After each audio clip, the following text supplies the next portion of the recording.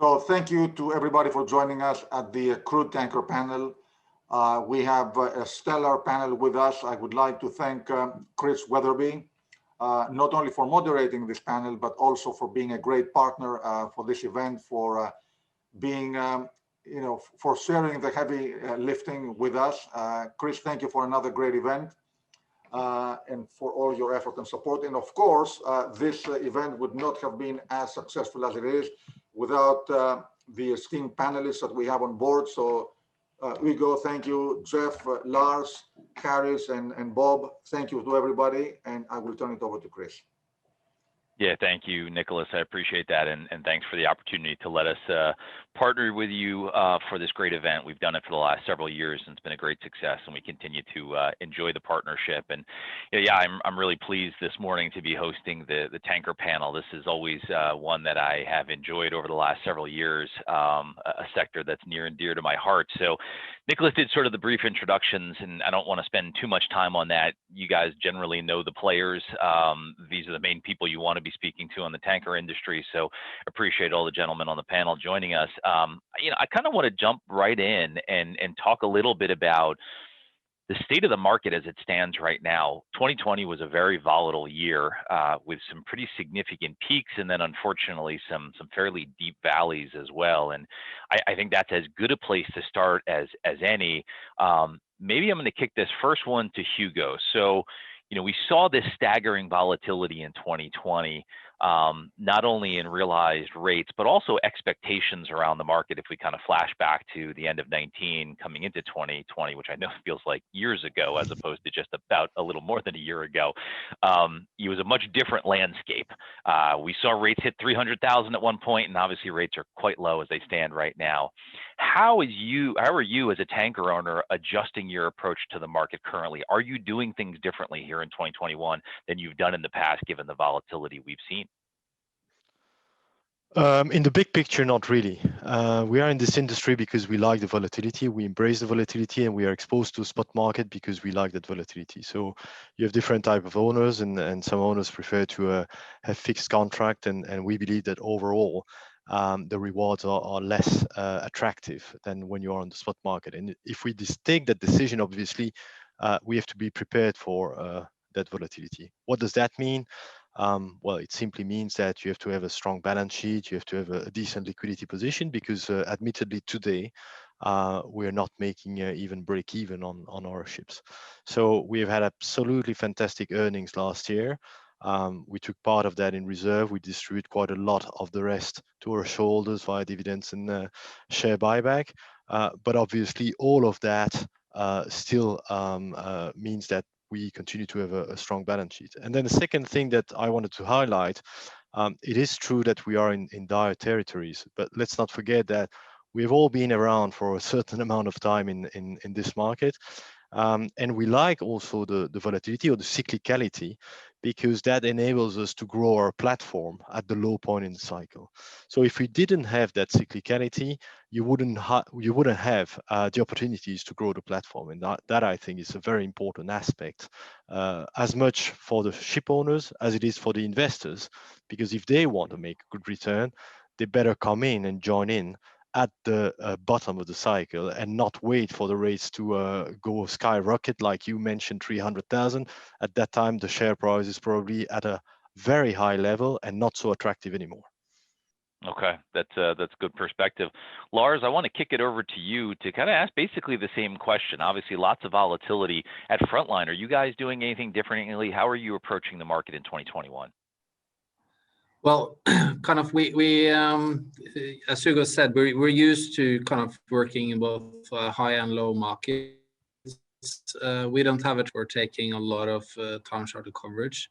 So basically we have to adapt to the current market we're in. And in tankers, you have like a long game and a short game, and you have various ways of positioning your fleet in order to try and mitigate the conditions. So that's basically what we're focusing on. And one of those kind of things you can mitigate is your ballast speed, right? And you can also choose kind of where you position your fleet and so forth. And I think, for a current snapshot of the market right now, we're in a situation where I think you have what I like to call crowding out, where vessels are kind of seeking around the globe, trying to figure out where the best margin lies. And then finally, when you have an incident like what happened to Texas in the US Gulf now, you get a situation where the markets all of a sudden are very tight, both for Suezmaxes and Aframaxes. So we are kind of in a more normalized market coming, we're going to know tomorrow actually how OPEC plan Q2.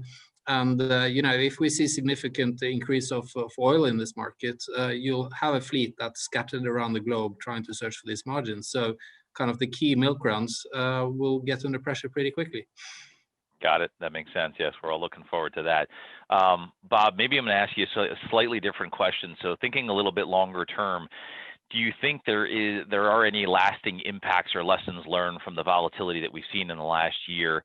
We've seen this in years past, so I don't know that the answer is that there's anything specifically that you want to do differently. But as you think about sort of the potential opportunities that can be created from this, whether it be opportunities to build the fleet or otherwise, how are you guys thinking about lessons learned from last year?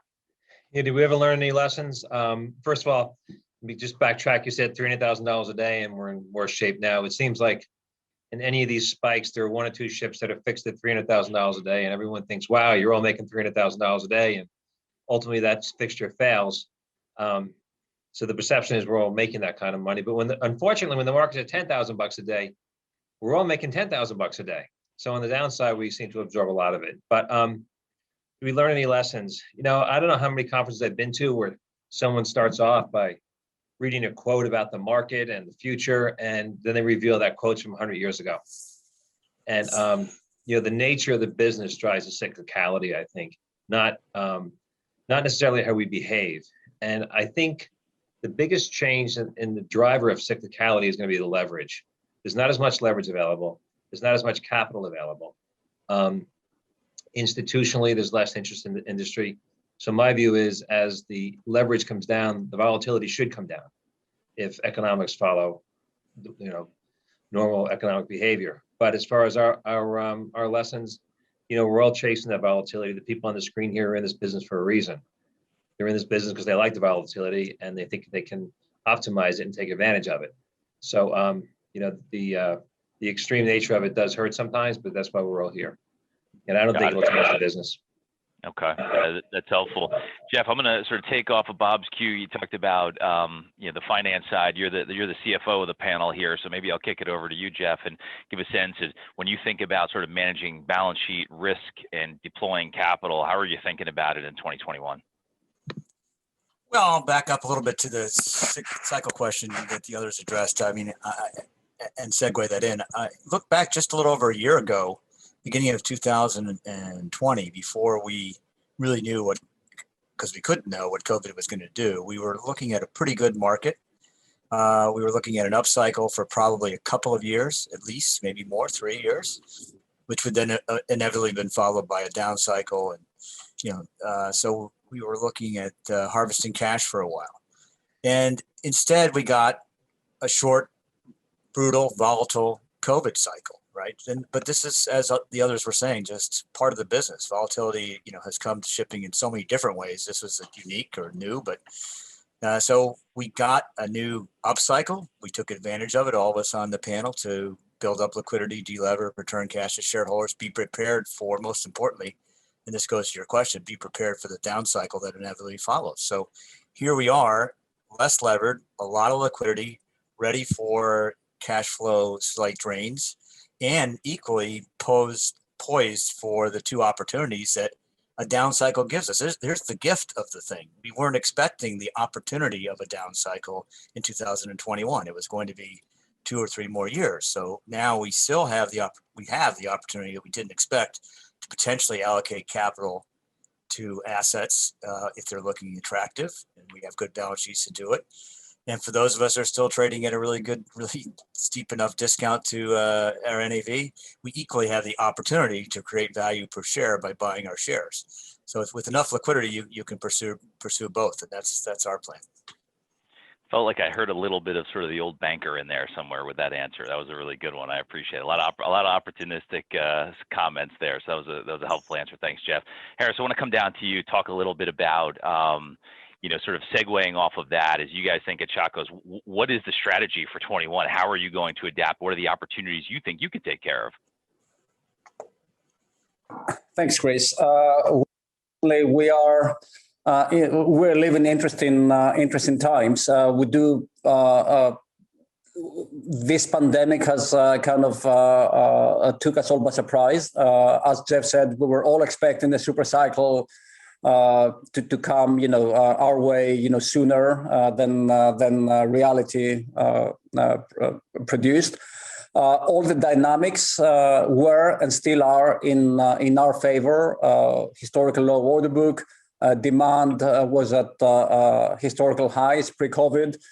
We had the IMO regulations that were accelerating the scrapping of all the tonnage, so the supply was was expected to reduce even more. So everything was shaping up for us to have this super cycle. Unfortunately, things unfolded differently, and that created this gap, if you like, that we expect to make up in the future.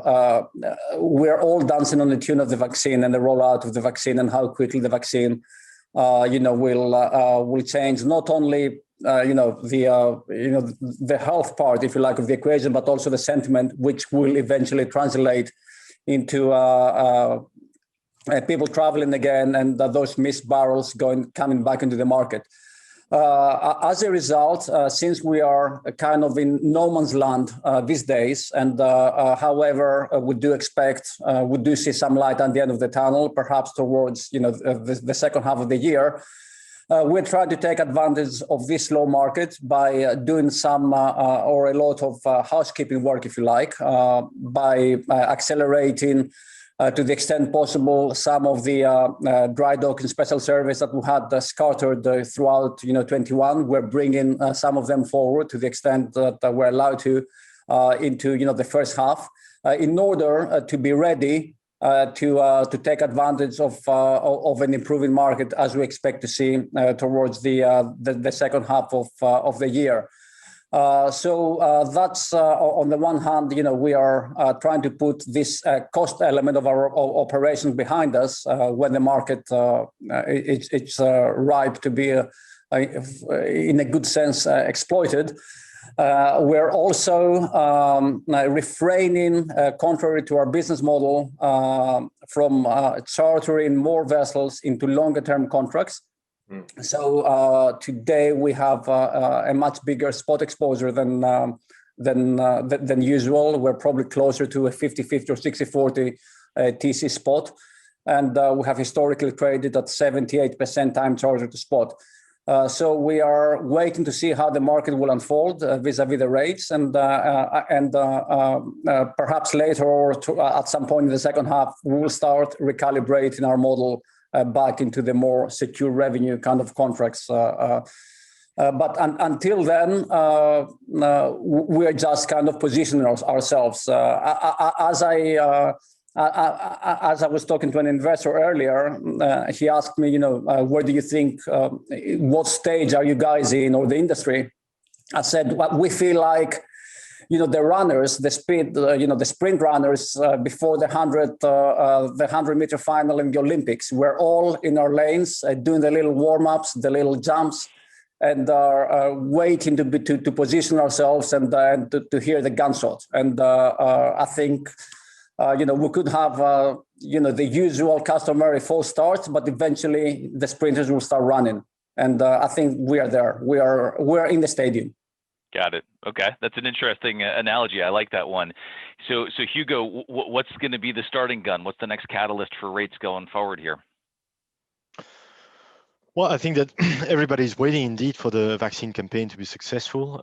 I think different countries will take a different pulse on that. Some of them are more advanced than others, but some of them are prepared to relax the measures a little bit earlier than before reaching the famous 70% herd immunity or whatever it's called.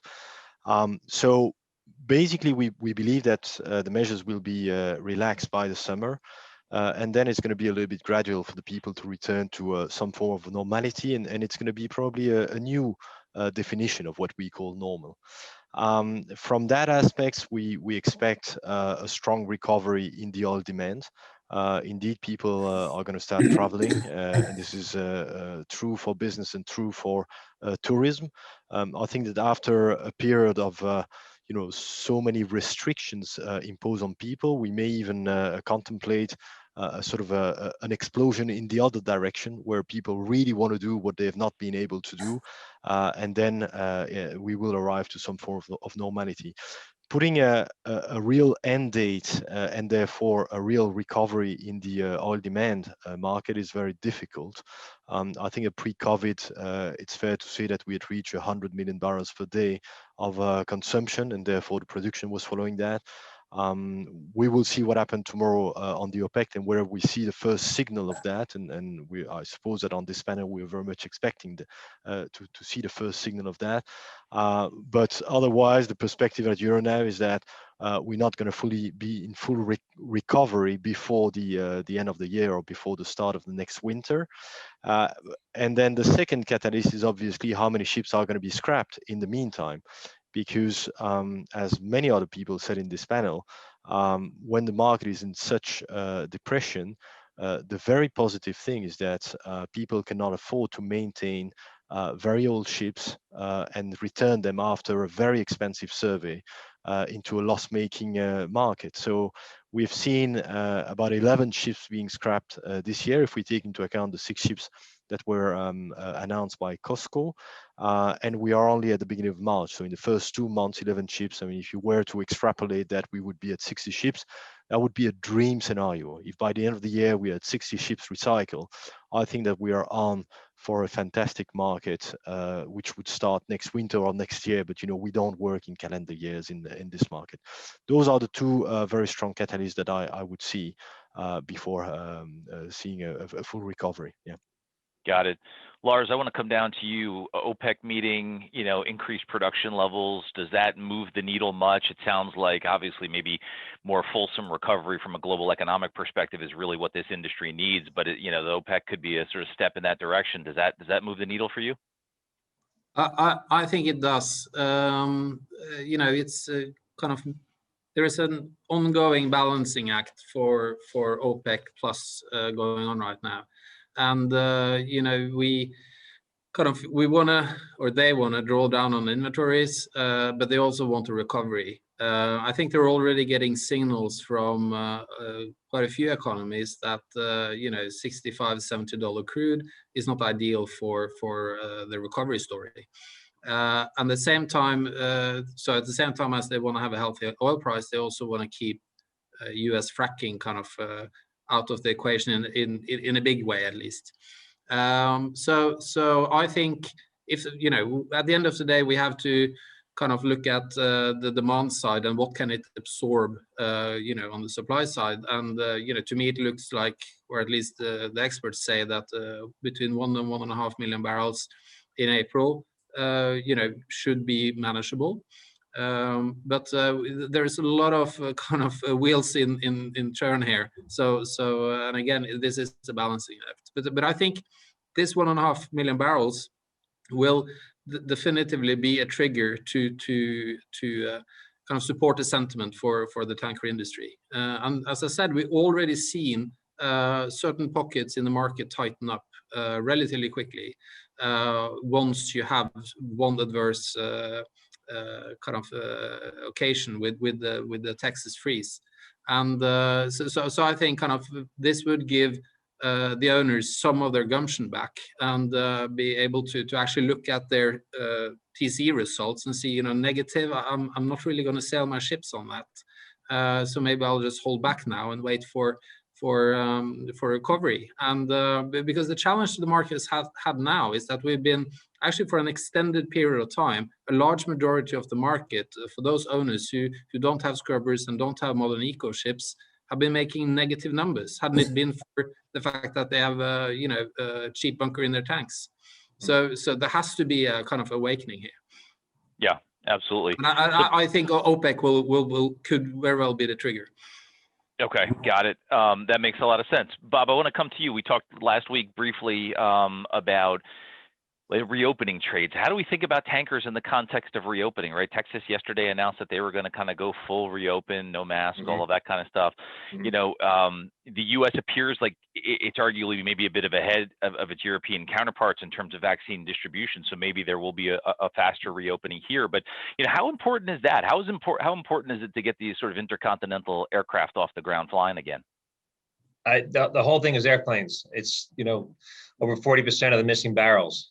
And I don't know how people are feeling where everyone else sits, but people here want to move. They want to fly, they want to drive, they want to get out. They want to get out, their spouse wants them out, their kids want them out, everybody wants to go somewhere. And, you know, I feel the pent up demand, but whatever bubble we've lived in before has gotten smaller because, you know, we really can't go anywhere and hear what everyone else has to say. I heard on the radio this morning on Bloomberg about the Texas unmasking, and the guy in Bloomberg was a Brit, and he said to his American counterpart, "What are they going to do about Texas? What are they going to do about it? You know, with the conviction something must be done to stop them from taking the masks off and going back to some sort of normal level." But you know, I think we were far ahead in how many people contacted the disease, and from what I've read and heard, for everyone that was confirmed had the disease, there's a multiple of that who may have had it and had some immunity. The numbers are coming down quickly in our country and elsewhere. So, you know, it's springtime and we've been cooped up. And I really think, as Hugo said, it could be an explosion. And of course, by definition of being in this business, we're all optimists. And we've all told our investors forever, recovery is 6 months away. We've always said that, but you know, this time there is a definitive thing that can happen, and that happen is some sort of return to, you know, where we were before this. And to get that 100 million barrel a day level, I think is going to take the airplanes in the sky, and they're on the ground and they're waiting to move. So I'm very, very optimistic about what's going to happen just a little bit later in this year. Got it. That's helpful. And just to remind everybody watching, you can put questions in that I can ask the panelists, and a few of them have come in. So Harris, I want to turn it over to you to ask one of these questions here. So one of the viewers says, with negative TCEs on so many routes, are owners considering idling ships in order to kind of put a floor into rates? Is that something that you consider at all? How do you think about that? Not really. It's not very easy to idle a vessel. You know, it all depends on where the vessel is internationally. So you cannot just park your vessel, you know, at any point, you know, on the map. I think it's more because this depression in rates, if you like, it's kind of pandemic related, if you like, almost exclusively. And we do see an end in sight. Now it's not a matter of when or if, but rather when. And we do expect in the second half, at some point in the second half of the year, we should be in a position to see rates improving and making sense to operate. We wouldn't lay up vessels. I would expect that people will keep the vessel operating because when you lay up vessels, you will either do it with a full crew on board, but that you cannot do it indefinitely. At some point, you know, you will either reduce it to a skeleton crew, or have all these people there doing effectively and nothing much. So it's not very. I wouldn't say it's the optimal way to do it when we are seeing an end to this crisis. You need to be on the radar screen. You need to be around. You need to be moving oil, even at the cost, at a loss for a small period of time. Because the vessel needs to be there, you need to be there to take advantage and have that vessel available, perhaps at some different part of the world that you would expect the demand will jump first. So you need to be trading it's part, losing some money for a short period of time. It's part and parcel of shipping or any industry for that matter. We're all in this industry for the long haul. So, and all of us on this panel, in a way we can afford to go through some loss-making trips, but making sure that the vessels are, the propellers are running, the vessels are operating, and are positioning themselves to be at a place that could potentially be very lucrative when the market rebounds. So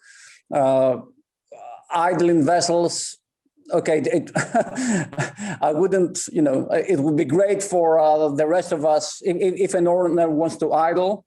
Perfect for the rest of us that want to operate, because that takes out supply. But I don't think it, since things, the bad market will, fingers crossed, be short-lived. We don't think it makes any long-term economic sense to idle today. Okay, that's helpful. If I can just add to Harry's comment there, because and he's absolutely right. You can't really idle a ship, or at least in modern times you don't really do it, because there's always somebody there to move their ship for at any rate, literally. Correct. Yeah. So we kind of gotten used to just sail through the storm rather than stopping and waiting for it to pass.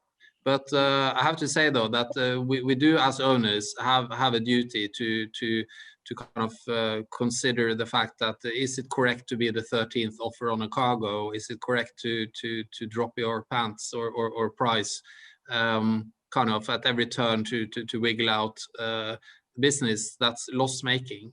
So I'd like to say that you can, for sure, you maybe don't idle, but you can say no.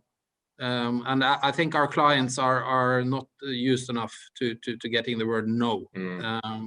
This doesn't make any sense at all. So there we as owners have a collective duty to kind of Yeah, absolutely right, Lars. Absolutely right. And may I add on to that? We have a duty to say no when we are subsidizing basically our customers. But the other point that Lars, you made earlier was slow steam. I mean, there is no reason to hurry up to a negative return market. Okay, so when we watch and we had a conversation about that with many owners the other day on another panel. When we watch the average speed that is computed by some of the brokers, this is a shame. I mean, people don't understand the economics. Right. The consumption is exponential. So if you reduce by 1 knot or 2 knot, it's a massive reduction on what you're going to consume. And the opportunity lost, because that's what they are talking about, is minimal, absolutely minimal in the market where we are in. So please focus, guys. Yeah, it's a good point, and it kind of comes back to I think the broader question about consolidation in the industry and actually having people sort of playing off of the same playbook. I've asked this question on panels before, and I think at times investors have sort of hoped for potential meaningful consolidation and maybe have been disappointed by it. Jeff, you're back here, so let me kind of throw this towards you. Then I need to come back to scrapping, because there's been probably about 10 questions that have come in since we've been talking about scrapping. But Jeff, any thoughts around consolidation? Is there any real hope that we can see meaningful sort of fleet on fleet type of consolidation in a downturn like we're in right now?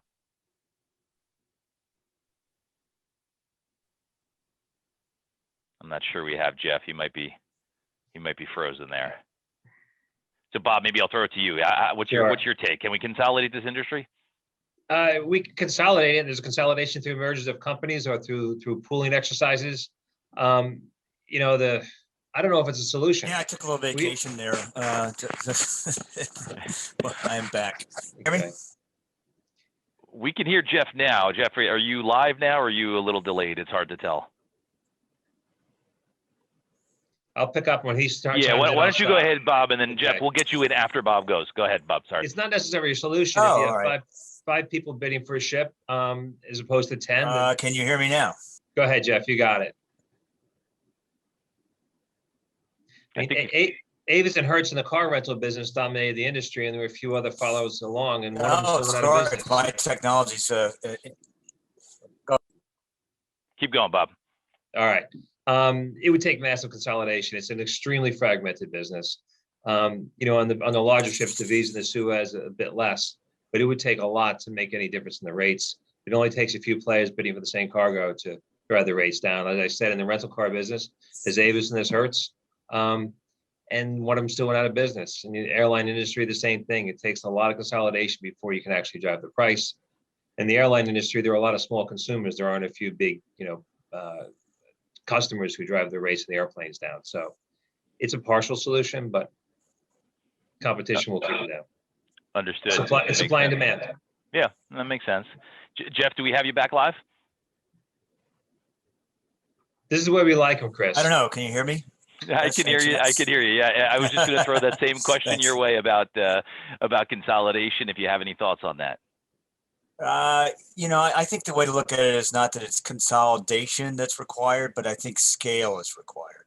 And the reason that's been talked about a lot, but I think the reason that is particularly important as we enter this, where we are in this decade of where we'll be focused on regulations for carbon emissions or just desire for greenhouse gas emissions and other other trends that are going to be really important. It's going to be necessary to be a larger company to tackle the technological and regulatory challenges that we'll have to run our business and be a responsible stakeholder in the world. So I think it's not going to be so easy for the smaller shipholders to do that. So I don't think it's consolidation for the sake of consolidation, but if that's a path towards scale, then I think you might see some more of it. Got it. Could you hear me? I could, and that was a good answer. So thank you very much. I appreciate it. Hugo, I'm going to throw this over to you. There's a couple questions here, but do you think an alliance like you have on the container side is something that's at all possible? That's a question from the audience. Look, we were the founders of a pool together with Frontline and 4 other players in 2000. The pool is still in existence with many different participants in it. INSW, the old OSG was also a founder, and INSW is still in it. And I must say that it's particularly difficult to convince owners to join the pool. And I don't think that the Frontline of this world needs to join the pool because they're big enough. Jeff is absolutely right that you need to have a minimum scale. But I think that for some of the smaller owners, it's particularly interesting to join the pool. When Bob had VLCC join the pool, hopefully that was a good experience. At least that's what you told us. And we can only invite people to join the pool. I mean, from time to time, it's perceived to be a Euronav pool, maybe because we are the largest player. But I can assure you, and there are several people on the panel that can testify that it's run in a completely independent, neutral way, and that's the way it should be. So that's the pooling concept. An alliance, we've tried it with Frontline 2 years ago. So the pool had an alliance with Frontline, and I think we both agreed that it was not as powerful as a pool, and we decided to amicably dissolve it with very little consequence for Frontline or for the pool itself. And we both performed very strongly in the market after that, as we did before that. So the impact of that alliance was not felt. The effort that we had to put in, because you need to coordinate a lot of things, you need new systems, etc., etc. So I'm not a big fan of alliance unless you would propose me an alliance that would somehow join together 1/3 of the market. Then of course we would jump in. But if it's a smaller alliance, I don't think that it has benefits over and above a proper pool. Okay, that's helpful. A bunch have come in on scrapping. I know we talked about it briefly before, but Lars, let me just get your perspective on scrapping. Do we think we can see these numbers sort of significantly get better, get bigger, like Hugo talked about before? Can we take what we've seen so far and run rate it? Certainly the last few months of last year were quite elevated. Well, sure, I surely hope so. The challenge we have right now is, and I've said this before on other panels as well, we have what I refer to as a dark web of oil, where oil is trading, sanctioned barrels are trading on ships that otherwise would have been sold for recycling. And we can see this in the markets where 17 to 19-year-old VLCCs are being sold for north of $20 million to kind of undisclosed buyers. and these ships trade and they move significant volumes of oil. So that's where all these ships are that would have been a part of the statistics hadn't it been for that. So this can end in two ways. Either you get proper authorities involved, or secondly, if kind of EU and US get back to the table and we end up with a trade deal with Iran, or a nuclear deal with Iran that is edible to the rest of the world, a lot of these barrels won't kind of be traveling the way they're doing it right now. So I think that's the big challenge. But for the commercial oil market that all on this panel are involved in, that trade proper oil and on proper ships with proper papers and so forth, we, kind of these vessels have left kind of our market already. So you quite, and effectively, we've looked at that kind of ships passing 20 years, the best case 50% as useful as a modern ship. And so these ships are actually tailing off anyhow, but it's just painful right now, because right now I think we have a significant portion of these ships sailing the waters. And but that's basically my answer. I think we will, once this opportunity to make millions of dollars of sanctioned barrels disappears, then we'll see an accelerated kind of amount of vessels heading for recycling. Okay, that's helpful. Number of questions that have come in around asset values, and then there's some questions about buyback, and I want to get to Hugo on that. But first, let's go to Bob. There's a couple of specific ones for you, and I think we can kind of tie in the asset value. So I think there's a first one that says, as a private company, how do you view sort of NAV? Is it a useful metric for you? Do you use it? And then I think there's another question for you specifically about where you might see opportunities in terms of fleet additions, what size, what types of ships, those kinds of things. So let me throw it to you for sort of starting off the general asset value and sort of attractiveness discussion. Sure, I'll try to be quick. I know we don't have much time. There are a lot of questions. NAV is it's a difficult thing. I mean, it should be an absolute number, but the reality is the market is really thin. And on the larger ships aren't bought and sold every day. So oftentimes you see an NAV, and it has to be ship specific, location specific, whether the ship is bought or sold. Now, does it have a scrubber? What's a survey position? I think the market is a little bit inefficient at valuing ships before and after surveys. So we look at NAV for our investors, and we always have a caveat as to where we feel that is in the market.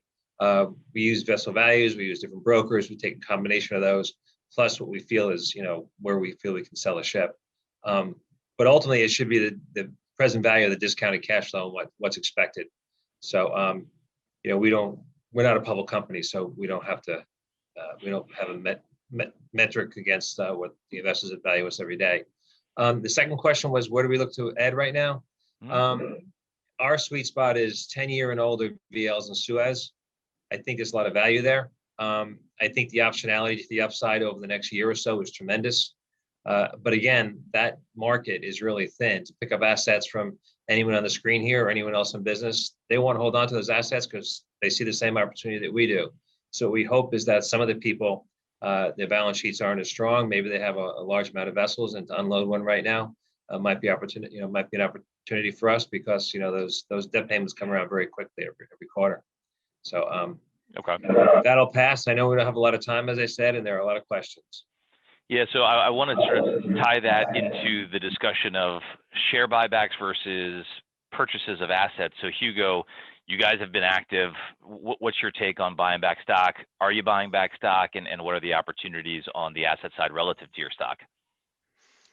Yeah, this is something that we have expanded in recent years. I mean, certainly last year we spent a lot of capital on share buyback, 118 million. We've earmarked another 50 million for this year, and that was at the time when we announced Q4, and truly the share price was 20% lower than it is today. So today we have sort of closed the gap on NAV, or we are very close to our NAV, and we are at a point where it may not be required to do share buyback. I think when we compare share buyback to asset purchase, if the share price is at or around NAV, we will always prefer to buy assets. And certainly when we are still in sort of low territories for values, As I said in my first intervention in this panel, the cyclicality of the market provides good opportunities at the bottom of the market, and we are at the bottom today. Values went up since the beginning of the year already. That's on the back of hopes that the market can recover quickly, but also steel price going up, new building price going up. So it's all those things together that you have to take into consideration when you want to take a decision on whether you do share buyback or whether you buy additional vessels. And as you know, we prefer to buy second-hand or resale of contract than adding to the world fleet, because that's always an additional ship that is coming into the fleet. So that's a little bit how we think about it. Many movable parts, and you cannot really set a policy on it. You really need to see all of those things together and then take a decision. Got it. Okay, that's helpful. I'm going to bounce around a little bit so we can get to all these questions. Jeff, I'm going to come your way. I think you're with us live here. So what's your decarbonization strategy? So I knew we were going to get an ESG type question. So what's your take on that? Well, look, it's something that the ESG has become important to, I'm sure, everyone on this panel. Seaways has been a focus for several years now. We put it into practice, in a couple of ways. One, on our ships, we've had what we call Get to Green process program for the seafarers to try to do the best they can to reduce emissions for efficiency and for just for the sake of lowering emissions. We tied our progress on the Poseidon principles, which itself is tied to the Paris Climate Accord objectives, in our first in the first shipping loan that had a sustainability component. We did that a year ago. So we are working hard to be on track. And as we look forward, we look to what can be the more efficient types of ships that could either be part of the transition or part of the long-term solution. So I think it's run the ships that we have as efficiently as possible. Look for even little ways now, the Mewis ducts, slick paint, whatever you can do to eke out some more efficiency and less emissions, and then also plan for the future, the transitional future, and B, the longer term future for propulsion in different manners that'll reduce different methods that will reduce the emissions. So it's all of that, Christian. Yeah, okay, no, helpful. Harry, really quick, coming to you, in terms of the ESG angle, has it changed your ability or the way that you source capital? Jeff mentioned the Poseidon principles. I want to get a sense if it's something that's impacting the way you're sourcing capital. Yeah, it looks like you're on mute, Harry. Sorry, I was on mute. Not really. I mean, we are still doing business as usual with our banks, with our plain vanilla lenders, and when we discuss, with alternative capital providers, it hasn't really come up. It's always a topic that we do discuss. Similarly to Jeff, we have established an internal committee, if you like, to examine and to see how all these potential issues can be addressed in terms of building new vessels and the most appropriate propulsion in order to meet all the the emission standards of now and possibly the future. But we're not jumping the gun. We are taking our time. We don't see this as something that needs to be kind of implemented today. So we are continuing as we have, but always cognizant of the fact that we are in a state of motion, and we would need to adapt when the time comes. But we have our the finger on the pulse, and we're monitoring the market. If needs be, we will consider the alternatives. But as a company, we have had an environmental committee on the board for many years, long before this ESG became fashionable, and we'll see what the future brings. But we are paying close attention to the new propulsion systems, the new regulations, and we will respond and adapt accordingly. Got it. Maybe the last one here, just to wrap up, Lars, I want to send it to you to ask about sort of in the context of ESG and just broadly thinking about placing new orders and thinking about where this industry can go for a while. It sort of struck me that it's very difficult to sort of make a bet on a potentially 25-year asset if you don't have certainty around lots of different dynamics. And I think ESG adds an increased level of uncertainty around emission standards and capital availability. How do you approach that? Do you think we might be going through a multi-year phase of frankly just very, very low ordering, so the order book could stay depressed for a period of time?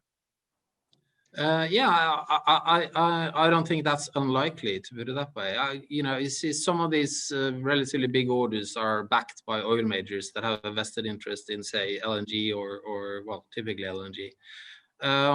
But I would like to, I've had this question a few times, and I'd like to draw a parallel to what happened, with IMO 2020 and the sulfur cap that was enforced. Owners didn't really make the investment until the last minute. And the reason why they did that was that at that time, there was some visibility of the economics of doing it.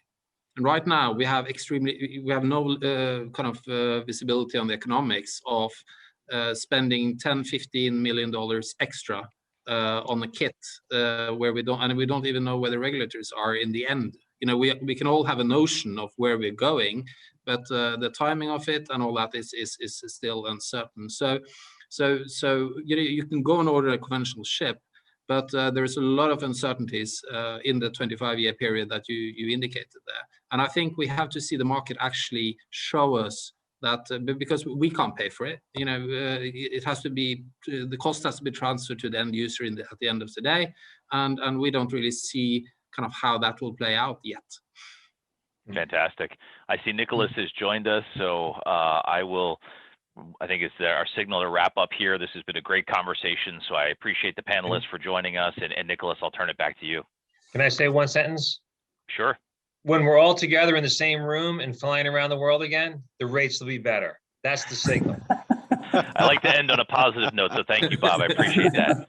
I'd like to say tremendous thanks. Frankly, this is such an insightful and powerful panel. Thank you very, very much to all of you. And Chris, thank you again.